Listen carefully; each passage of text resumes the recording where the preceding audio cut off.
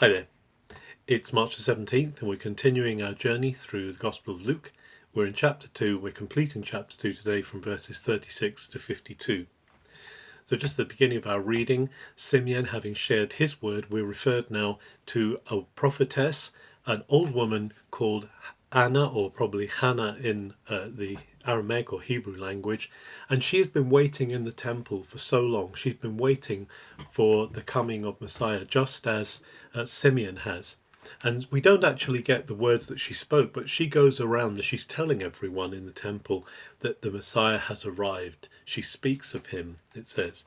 And then after this, Mary and Joseph return to Nazareth.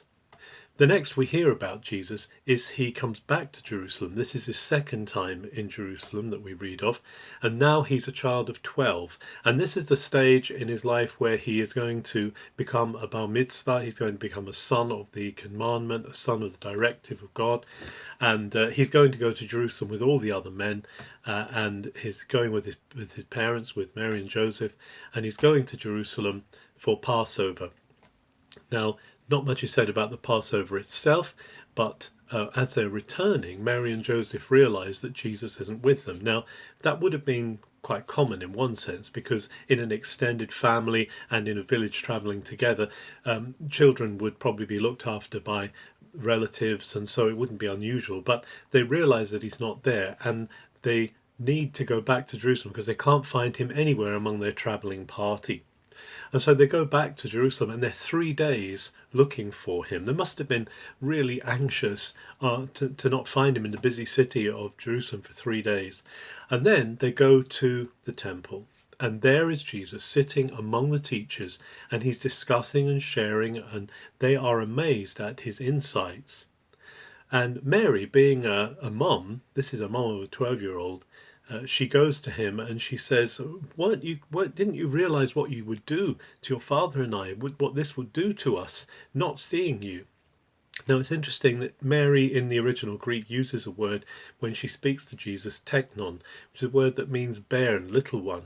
And of course, Jesus has just completed, or he's just been at his first Passover as one who's passed that stage of bar mitzvah.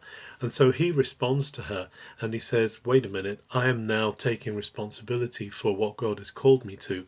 And even though I'm a young man, I can see that God is on my life, and this is my Father's business. This is my true Father here. Didn't you know that I should be involved in my Father's stuff, the things that my Father has called me to?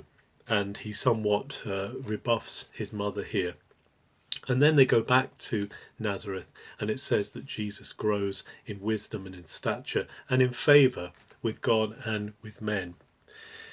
It's important to recognise that formative years are important, and that we shouldn't dismiss the ability of God to speak to younger folks and to youth. In fact, they can be really key in formative years, as Jesus shows us here. Let's always be aware that God speaks to us throughout our years, from our youngest to our oldest, as we see from these readings. Have a very good March 17th.